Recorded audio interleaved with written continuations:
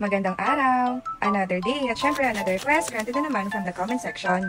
So open muna natin itong parcel. Fine point siya at sobrang ganda niya. Ito try natin ngayon. Ito nga pala yung request ni Trisha. Hindi ko alam kung anong tawag dito. I-comment niyo naman kung anong tawag dito.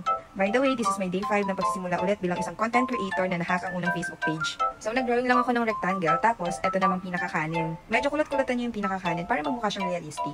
At after yung panoorin tong video na to, hingi lang ako konting favor, i-report natin tong profile ng YouMatter na nahack. Yes, nahack yung Facebook page na 141,000 followers. Kaya kung mapapansin nyo, iba na yung mga post doon. And syempre, i-like and follow nyo tong bago nating Facebook page. Double R lang yung YouMatter and iba na yung profile picture. Punta na kayo sa Facebook kung nasa TikTok kayo. I-comment nyo na rin kung anong request nyo.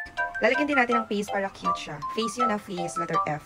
Drawing muna tayo ng mata, dalawang mata, tapos wala nang ilong-ilong, smiley face agad, or smiley mouth. Tapos, syempre, kuha tayo ng acrylic markers. Ay, hindi, alcohol markers. Ang ganda kasi ng acrylic markers. So, etong alcohol marker, kulay black lang siya. Pwede nga rin ang gamitin natin ay yung pinang-outline natin eh. Baka lang maubos kaya hindi ko siya ginamit kaagad. So, i-outline lang natin yung pinaka-nori, tapos i-fill lang natin. Kung meron kayong sobrang dark na green, mas maganda yun. Di ba ganun talaga yung color nito? Tapos, para mas cute, yung blush niya, and para sa highlights, color white. Baka hindi mo pa ako pina-follow kasi bago tong Facebook page ko, i-follow mo na ako para manalo ka ng acrylic markers and notebook. Anong next?